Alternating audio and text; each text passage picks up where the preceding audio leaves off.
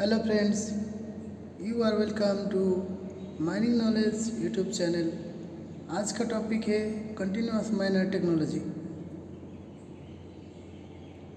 Continuous miner technology continuous miner technology आज का date में बहुत पॉपुलर हो चुका है। बहुत सारे कारण के लिए conventional drilling blasting conventional mining method में प्रोडक्शन और प्रोडक्टिविटी उतना डिमांड नहीं पूरा कर पा रहा था। इसी के कारण मैकेनाइज माइनिंग मेथड बहुत आजकल इंक्रीज हो चुका है, जिसमें से जैसे लॉन्ग होल माइनिंग है, कंटिन्यूअस माइनिंग मेथड है, हाई होल माइनिंग है। कंटिन्यूअस माइनिंग मेथड अंडरग्राउंड के लिए बहुत पॉपुलर हो चुका है। अभी इंडिया में बहुत सारे माइंस में अभी कंटिन्यूअस माइनर इंस्टॉल हो चुका है, ऑपरेशन अंडर ऑपरेशन है। तो इसका बहुत सारे कारण हैं जिसमें ये अडॉप्ट किया गया है। क्या क्या कारण है? High production and productivity, drilling blasting का कोई ज़रूरत नहीं पड़ता है। ये क्या है कि रिमोट कंट्रोल है, विद इन 100 मीटर दूर तक इसको ऑपरेट किया जा सकता है। इसमें क्या है कि कंटिन्यूअस एक कटिंग प्रोसेस है, जिसमें कंटिन्यू हमारा ऑपरेशन होता रहता है, कोल प्रोडक्शन होता है। इसमें कोई साइकिल ऑपरेशन नहीं है।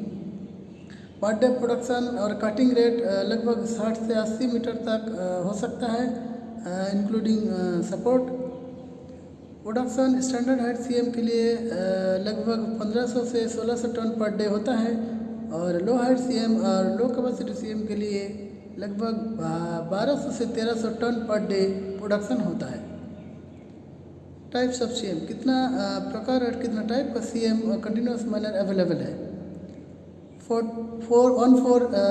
14 सीएम सीरीज जो एप्लीकेबल है लोअर टू मीडियम सीएम के लिए। ये क्या होता है, ये रिगोरस कंडीशन में ये एप्लीकेबल होता है और विथस्टैंड कर सकता है। इसका सर्विस लाइफ भी बहुत ज़्यादा है।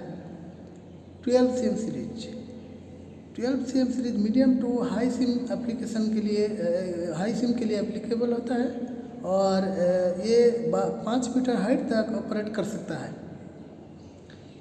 14 HM सीरीज, इसका कटिंग कैपेबिलिटी जो है वो बहुत डीप तक कर सकता है, और इसीलिए क्या होता है कि लॉन्ग फेस कट सकता है वन एट ए टाइम। इसीलिए इसका फेस चेंजिंग जो टाइम है और फेस के चेंज के लिए जो है बहुत कम टाइम वेस्ट होता है। इसीलिए प्रोडक्शन भी बहुत इंक्रीज करता है, बहुत ज़्यादा होता है। लो हाइट सीएम और low capacity CM, low height और low capacity CM normally low height seam thickness के लिए यूज़ किया जाता है। इसका प्रोडक्शन रेट बहुत कम होता है, 1200 से 1300 टन पर डे यूजुअली होता है। चलिए एक standard height CM Joy 12 CM 15 model का स्पेसिफिकेशन कुछ जानकारी ले लेते हैं। 12 CM 15 मॉडल का कटिंग हेड जो होता है, कटर हेड, उसका डायमीटर होता है 1.12 मीटर। कटिंग वेट होता है 3.3 मीटर। मैक्सिमम कटिंग हाइट होता है 4.6 मीटर। कन्वेयर विड्थ होता है 0.76 मीटर, यानी कि 760 mm। कन्वेयर का स्पीड होता है 2.41 मीटर पर सेकेंड। इसका जो पावर सप्लाई रहता है, इसके लिए मोटर टोटल कितना मोटर यूज दिया जाता है? 8 मोटर रहता है। 2 AC कटर मोटर 170 किलोवाट का, 2 AC गैदरिंग मोटर 40 किलोवाट का, 2 DC ट्रक्शन मोटर 26 किलोवाट का, एक मोटर रहता है पंप मोटर जो 52 किलोवाट का, एक dust collector fan motor 19 kilowatt का रहता है। टोटल इसका वेट होता है 58.376 टन टोटल वेट। अब चलिए ये जो कंटिन्यूअस माइनर मशीन है, कौन सा कंपनी इसको मैन्युफैक्चर करता है? जॉय ग्लोबल हो गया popular name, Sandvik mining, Caterpillar, Atlas mine and mill supply, RMT equipment limited, Dynamus group private limited, CMS underground construction, A&A import. ये सब क्या करता है, कोई खुद पूरा पैकेज को मैन्युफैक्चर करता है। कभी कभी क्या होता है, कंबाइनली एक दूसरा से कंबाइनली एक पैकेज किसी माइंस में अंडर ऑपरेशन करता है और टोटल पैकेज लेके आता है। अब चलिए कंटिन्यूअस माइनर्स का डिफरेंट पार्ट्स के बारे में डिस्कस करते हैं। Different parts of continuous minor क्या क्या रहता है, cutter head, gathering arm, conveyor chain, traction एक जगह से दूसरी जगह मूवमेंट करने के लिए, कटर हेड होता है नॉर्मली कटिंग के लिए, कोयला को कटने के लिए उसका ऊपर ब्रिक से लगा हुआ रहता है। गैदरिंग आर्म नॉर्मली कटिंग कोयला को गैदर करने के लिए, और गैदर करके क्या करता है वो कन्वेयर चेन में ट्रांसफर कर देता है। ट्रक्शन एक जगह से दूसरे जगह सीएम को मूव करने के लिए, कंटिन्यूस माइनर को मूव करने के लिए ट्रक्शन यूज किया जाता है। डस्ट कलेक्टर है, कटिंग के चलते जो डस्ट क्रिएट होता है उसको कलेक्ट करके वो जगह को डस्ट फ्री करता है। हाइड्रोलिक अरेंजमेंट बहुत सारे सिलेंडर रहता है जो डिफरेंट पार्ट्स को मूव करने के लिए यूज होता है। वो हाइड्रोलिक फ्लूइड पंप द्वारा प्रेशर देके डिफरेंट सिलेंडर को ऑपरेट करता है और डिफरेंट पार्ट्स सीएम का ऑपरेशन होता है। ये देखिए सीएम का डिफरेंट पार्ट्स पिक्चर में दिखा हुआ है।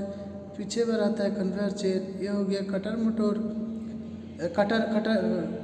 कटिंग पिक्स लगा हुआ है, कटर ड्रम का साथ टोटल पोर्शन को बोलते हैं कटर हेड। हाइड्रोलिक अरेंजमेंट दिया हुआ है, हाइड्रोलिक सिलेंडर बीच में दो हाइड्रोलिक सिलेंडर आता है और भी हाइड्रोलिक सिलेंडर पीछे भी है। गैदरिंग आर्म्स बहुत अपोजिट डायरेक्शन में गैदरिंग आर्म्स घूमता है। ये हो गया बूम, और नीचे जो दिखा हुआ रहता है ये ट्रक्शन। अब आते हैं कटर हेड के बारे में। कटर हेड कटिंग बूम का ऊपर टॉप पोजीशन में कटर हेड रहता है। ये हॉरिजॉन्टल और बोरर दोनों टाइप का हो सकता है। ज़्यादातर केसेस में हॉरिजॉन्टल कटर हेड होता है। कटर ड्रम हॉरिजॉन्टल बैठा हुआ होता है, और कटिंग ड्रम का ऊपर ब्लॉक माउंटेड होता है जिस ब्लॉक का ऊपर पिक्स बॉक्स रहता है। पिक्स बॉक्स में पिक्स इंस्टॉल होता है। इसका क्या काम है? पिक्स नॉर्मली होता है टंगस्टन कार्बाइड और कोबाल्ट मटेरियल से बना हुआ, और एक कोयला को कटता है। ये जो ड्रम है कटर ड्रम, इसका डायमीटर होता है 1.1 मीटर, विड्थ होता है 3.3 मीटर। कटर हेड और कटर ड्रम ऑपरेट होता है 2 AC इंडक्शन मोटर जिसका कैपेसिटी 170 किलोवाट, और ये घूमता है 1500 RPM में। ये मोटर का ऊपर वाटर जैकेट रहता है जो वाटर कूलिंग के लिए यूज किया जाता है। इसका वाटर सप्लाई देके मोटर को कूलिंग करता है। ऑलरेडी बता चुका हूँ कि पिक्स इसका ऊपर रहता है जो कटिंग के लिए यूज होता है। पिक्स मटेरियल टंगस्टन कार्बाइड और कोबाल्ट मटेरियल, ये क्या करता है हार्डनेस और टफनेस दोनों प्रोवाइड करता है पिक्स का। अब आते हैं सेकेंड पार्ट है gathering head. Gathering head arm looking जैसा है। वो क्या करते हैं, एक सेंट्रीफ्यूगल लोडिंग आर्म है जो अपोजिट डायरेक्शन में रोटेट करता है। अपोजिट डायरेक्शन में रोटेट करके कटिंग कोल को कन्वेयर में डिस्चार्ज करता है। 2 AC 40 किलोवाट का मोटर आता है बोथ साइड में जो एक गैदरिंग आर्म को रोटेट करने का हेल्प करता है। ये मोटर का ऊपर भी जैकेट रैपिंग का किया हुआ रहता है जो वाटर थ्रू कूलिंग होता है। अब आता है गैदरिंग आर्म। गैदरिंग आर्म ये देख रहे हैं आप, centrifugal gathering arm both side में रोटेट करता है, और कोयला जब कटिंग होता है यहाँ पे फॉल करने के बाद वो अपोजिट डायरेक्शन में घूमते हुए कन्वेयर चेन में डिस्चार्ज करता है। चलिए अब देखते हैं चेन कन्वेयर। गैदरिंग आर्म जो कोयला डिस्चार्ज करता है पीछे सीएम का पीछे साइड में वो कन्वेयर चेन का ऊपर आता है, और कन्वेयर चेन कोयला को कलेक्ट करके शटल कर में डंप करता है। फ्लाइट बार्स कन्वेयर चेन का ऊपर इंस्टॉल किया हुआ रहता है एक पर्टिकुलर डिस्टेंस में। सेंटर टू सेंटर डिस्टेंस अगर 100 mm से ज़्यादा होता है तो वो फ्लाइट बार को टाइट करना पड़ता है क्योंकि ये ज़्यादा लूज हो जाता है। अगर दोनों फ्लाइट बार का centre to centre distance 50 mm से कम हो जाता है तो इसको टाइट करना पड़ता है। लूजन हो चुका है, लूजन फ्लाइट बार्स को लूज करना क्या करना पड़ता है, अगर 50 mm से कम हो जाएगा तो इसको डिस्टेंस थोड़ा बढ़ाना पड़ेगा, नहीं तो ये ओवरलोड का चलते इसका फ्लाइट बार को कभी कभी क्या होता है टोटल चेन स्नैप कर जाता है। टेंशनिंग, इसके लिए टेंशनिंग अरेंजमेंट भी दिया हुआ रहता है। टेकअप सिलेंडर का एंड में जो स्विंग कन्वेयर का साइड में रहता है टेंशनिंग अरेंजमेंट। अब आता है ट्रक्शन। ट्रैक्शन एक्चुअली एक जगह से दूसरे जगह में कंटिन्यूस माइनर को मूव करने के लिए ट्रैक्शन अरेंजमेंट दिया हुआ रहता है। ट्रैक्शन चेन स्प्रॉकेट का ऊपर रहता है जो सनसेप्ट के साथ वो कनेक्टेड है। सनसेप्ट जब घूमता है तब स्प्रॉकेट भी घूमता है, उसका साथ साथ ट्रैक्शन चेन भी मूव करता है। Total arrangement traction arrangement brakes, traction planetary, traction reducer का साथ रहता है। 2 DC motor 26 kilowatt each both side में रहता है ट्रैक्शन मूवमेंट के लिए। स्प्रॉकेट का चेन रहता है और स्प्रॉकेट के साथ सनसेप्ट लगा हुआ रहता है। ट्रैक्शन मोटर कनेक्टेड होता है reducer, sun and planetary arrangement के साथ। जैसे ही सनसेप्ट घूमता है स्प्रॉकेट भी उसका साथ साथ रोटेट करता है और ट्रैक्शन चेन मूव करता है। अब तो स्क्रबर फैन किस लिए यूज होता है? कोयला कटिंग के चलते जो डस्ट क्रिएट होता है वो डस्ट को कलेक्ट करने के लिए एक डस्ट कलेक्शन सिस्टम है। डस्ट कलेक्शन पंप जो रहता है वो डस्ट को कलेक्ट करता है स्लरी का साथ, और जो वाटर स्प्रेइंग अरेंजमेंट है उसका साथ टोटल को कलेक्ट करता है। और फैन और अदर जो स्क्रबर सेक्शन है उसमें क्या होता है, फिल्टर होके और भी प्रोसेसिंग होने के बाद डस्ट रिमूव हो जाता है और फ्रेश एयर रिलीज होता है फैन का थ्रू। ये जो स्क्रबर सेक्शन है ये slurry pump, filter panel, mist eliminator और स्क्रबर फैन का साथ कंबाइंडली अरेंजमेंट होता है। सीएम का सेफ्टी फीचर्स, कंटिन्यूस माइनर के क्या सेफ्टी फीचर्स है? सेफ्टी फीचर्स देखा जाए तो इमरजेंसी स्टॉप, कहीं पे कुछ दिक्कत होगा तो इसका जो स्टॉप रहता है इमरजेंसी स्टॉप दूर से दबाने से बंद हो जाता है। ऑडियो विजुअल अलार्म चालू करने के पहले और अंडर ऑपरेशन जब रहता है तभी ऑडियो विजुअल अलार्म बजता है। रिमोटली कंट्रोल होता है। प्री स्टार्ट अलार्म चालू करने के पहले। मीथेन सेंसर, कहीं पर मीथेन परसेंटेज अगर अलाउएबल कंसंट्रेशन से ज़्यादा हो जाता है तो तुरंत ट्रिप कर जाता है, कटिंग बंद हो जाता है। टेम्परेचर इंडिकेटर एक सर्टेन लेवल पे फिक्स किया जाता है। अगर उससे ज़्यादा टेम्परेचर इंक्रीज हो जाता है तब भी कटिंग बंद हो जाता है, कटिंग स्टॉप हो जाता है। डस्ट सप्रेशन अरेंजमेंट कैसे रहता है? दोनों तरफ से, जैसे ऑलरेडी बता चुका हूँ कि स्क्रबर फैन भी रहता है और वाटर सप्रेशन अरेंजमेंट भी रहता है। पिक्स का साथ कटिंग ड्रम का ऊपर जो पिक्स लगा हुआ रहता है उसके साथ वाटर स्प्रेइंग अरेंजमेंट रहता है जो डस्ट सप्रेशन करता है। ऑयल लेवल इंडिकेटर, इसमें इंडिकेशन दिखा जाता है oil level, hydraulic oil level ठीक है कि कम है। अगर सर्टेन लेवल से कम हो जाता है तो कटिंग बंद हो जाता है, ट्रिप कर जाता है। स्क्रबर फैन डस्ट कलेक्शन के लिए, डस्ट सप्रेशन के लिए। बोल्टर मशीन, कटिंग के बाद जो जगह अनसपोर्टेड हो जाता है, अनसपोर्ट बनता है, वो फेस को सपोर्ट करने के लिए बोल्टर मशीन यूज किया जाता है। जनरल केसेस में बोल्टर मशीन 2 टाइप का अभी अवेलेबल है। क्वाड बोल्टर जो एक साथ 4 बोल्टिंग कर सकता है, और है ट्वाइन बोल्टर एक साथ में 2 बोल्टिंग का बोल्ट कर सकता है। क्वाड बोल्टर का ऑपरेटिंग हाइट कितना है? 2.4 मीटर से 5.375 मीटर तक ऑपरेटिंग हाइट है, इसमें ऑपरेट कर सकता है। क्वाड बोल्टर का सप्लाई वोल्टेज है 1.1 kV और 1100 voltage, 50 hertz 3 phase. Hourly bolting कितना कर सकता है? 20 से 25 बोल्ट कर सकता है 1 घंटा पे। आवरली प्रोडक्शन ट्वाइन बोल्टर का केसेस में 12 से 15 बोल्ट बोल्टिंग कर सकता है। ये क्वाड बोल्टर का TRS जो टेम्पोररी रूफ सपोर्ट देता है, वही फ्लेक्सिबली एक्सपोज रूफ में सपोर्ट करने का टाइम, और रूप में जब सपोर्ट करता है तब एक साथ 4 बोल्ट हो सकता है, लेकिन जब साइड सपोर्ट करता है तब बीच वाला 2 रिग मेरा यूज में नहीं आता है। दोनों साइड रिग दोनों साइड मर सकता है, यानी कि साइड बोल्टिंग का टाइम में एक साथ 2 बोल्ट मर सकता है, 2 operator. Safety features bolting machines का क्या क्या रहता है? ये स्टॉप रहता है, इमरजेंसी स्टॉप, ऑयल टेम्परेचर और oil level indicator, pre start alarm चालू करने का पहले, मीथेन सेंसर जो मीथेन सेंसर फिक्स्ड किया जाता है जितना लेवल परसेंटेज पे, temporary roof support for flexi expose roof support करने के लिए, ड्रम लिमिट स्विच और ड्रम ओवर लिमिट स्विच, हाथ लीकेज रिले ऑफ और ऑन लोड पे, कैनोपी ऑपरेटर्स को सपोर्ट देने के लिए, साइड गार्ड टॉइन बोल्टर जब स्पॉलिंग और बम्पिंग होता है तब टॉइन बोल्टर के केसेस में साइड गार्ड रहता है ऑपरेटर को प्रोटेक्ट करने के लिए। अब आता है शटल कार। शटल कार ये हो गया लोड कैरिंग एक कार और मशीन जो सीएम से कंटिन्यूस माइनर से कटिंग कोल को कैरी करके फीडर बेकर तक कैरी करता है। ये इलेक्ट्रिक ऑपरेटेड और बैटरी ऑपरेटेड हो सकता है।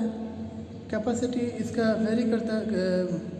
किसी किसी केसेस में जो नॉर्मल जो शटल कार होता है 10 टन का होता है और बैटरी हॉलर के केसेस में इसका कैपेसिटी 20 टन होता है। लेकिन एक्चुअल केसेस में डिफरेंट फैक्टर को कंसीडर करते हुए इसका जो एक्चुअल कैपेसिटी दिखा जाता है तो 8.5 to 9 टन 10 टनर शटल कार के केसेस में 8.5 to 9 टन कैपेसिटी होता है। लेकिन 20 टन बैटरी हॉलर के केसेस में ये 17 to 18 टन का मिलता है। लोड कोल फ्रॉम सीएम से कोयला को लोड करता है और फीडर में डिस्चार्ज करता है। Shuttle car generally tyre mounted होता है, ये क्रॉलर माउंटेड नहीं है। हार्ड फ्लोर के लिए सूटेबल है। सॉफ्ट फ्लोर होगा तो उसमें शटल कार को चलने में बहुत दिक्कत होता है, वो कहीं कहीं स्टक हो जाता है। अगर किसी डेंजर जगह में अगर स्टक हो गया तो उसको रिकवरी करना बहुत मुश्किल हो जाता है। और कभी कभी कॉमन रूट में अगर शटल कार स्टक हो गया तो दोनों शटल कार बंद हो जाता है, यानी कि प्रोडक्शन रुक जाता है। Shuttle car electric shuttle car operated होता है 1.1 kV power supply electric operation का केसेस में। अब आते हैं safety features. Safety feature shuttle car का क्या क्या रहता है? इमरजेंसी स्टॉप रहता है, स्टार्ट अलार्म रहता है, ऑयल टेम्परेचर इंडिकेटर रहता है, ड्रम लिमिट स्विच रहता है जो केबल रहता है ड्रम में उसका इंडिकेशन देता है। उससे ज़्यादा अगर चले जाए तो केबल का दिक्कत होता है, फॉल्ट हो सकता है या केबल ड्रम से बाहर निकल जा सकता है। Oil level indicator, brake pressure switch, lights and alarm when movement, जब मूव करता है तब लाइट भी देता है, अलार्म भी बजता है, यानी कि आदमी वो सतर्क रहे, दूर रहे। ऑपरेटर कैनोपी और विंडो नेट, जब ऑपरेट करता है तो साइड बम्पिंग से दूर से कोयला आके ऑपरेटर को ना चोट लगे, इसीलिए विंडो नेट भी दिया जाता है। इमरजेंसी एंड सर्विस ब्रेक, दोनों ब्रेक रहता है as a safety feature shuttle car में। ये हो गया shuttle car. Loaded shuttle car देख रहे, कोयला लोड करके ये मूव कर रहा है। अब आते हैं फीडर ब्रेकर। फीडर ब्रेकर क्या करता है? शटल कार जब कटिंग कोल को सीएम से लेके फीडर में कभी डलता है तो उसमें कभी कभी बोल्डर साइज कोल भी रहता है। ये बोल्डर साइज कोल को ब्रेक करके बेल्ट में डिस्चार्ज करने के पहले फीडर ब्रेकर क्या करता है? एक डिजायर्ड साइज में ब्रेक कर देता है। यानी कि फीडर ब्रेकर का दो काम है, बोल्डर साइज और बड़ा साइज कोल को ब्रेक करके डिजायर्ड साइज में लेके आना और बेल्ट में जो माल डंप करता है उसका भी डिस्चार्ज रेट को कंट्रोल करना। यानी कि ज़्यादा कोयला अगर एक जगह में गिर जाए बेल्ट के ऊपर तो बेल्ट भी साइड स्पॉलिंग होके और बेल्ट अगर साइड चले तो बेल्ट को भी बंद कर सकता है।